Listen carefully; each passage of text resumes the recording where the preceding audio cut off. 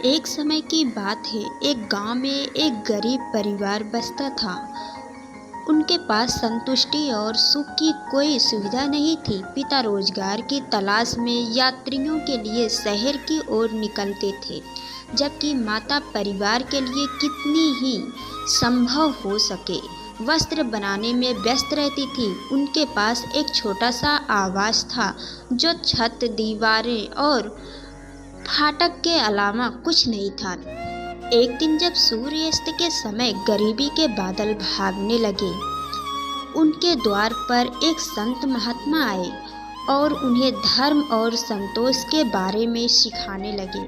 संत ने कहा, गरीबी केवल एक आवास या संपत्ति की कमी नहीं है, बल्कि ये आपके मन में एक अवसाद की स्थिति भी है।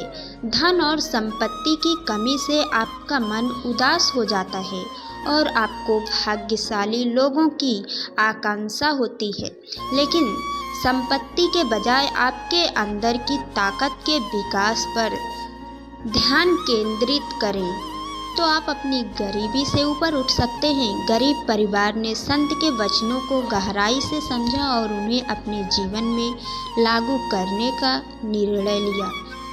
परिवार के सदस्यों ने ध्यान और नियमित धार्मिक अभ्यास की आदत डाली और सामाजिक सेवा में भाग लेना शुरू किया। गरीबी के बावजूद माता ने अपने कस्बे में आदर्श बुनाना शुरू किया।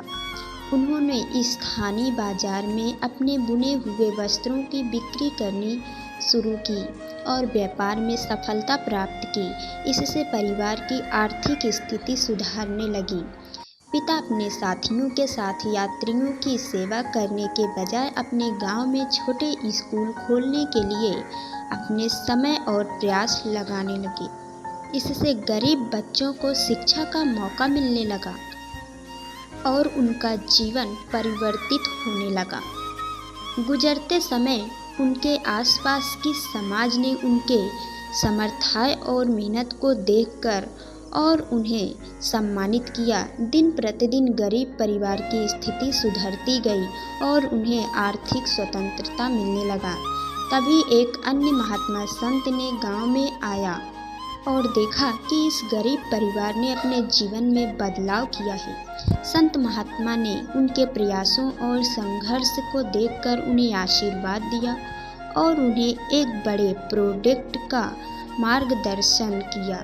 इस प्रोजेक्ट के अंतर्गत गरीब परिवार ने अन्य गरीब परिवारों की मदद करने का और उन्हें रोजगार के अवसर प्रदान करने का लक्ष्य रखा। उन्होंने विभिन्न प्रशिक्षण कार्यक्रम और सामाजिक योजनाओं का आयोजन किया ताकि लोग नए कौशल सीख सकें और स्वयं को आर्थिक रूप से स्थायी कर सकें। इस प्रयास में गरीब परिवार को आपसी सहयोग और सामाजिक समरसता का बहुत महत्वपूर्ण योगदान मिला। गांव के लोग संगठित होकर गरीबी को हराने के लिए मिलकर काम करने लगे और इससे गरीबी की समस्या का समाधान संभव हुआ।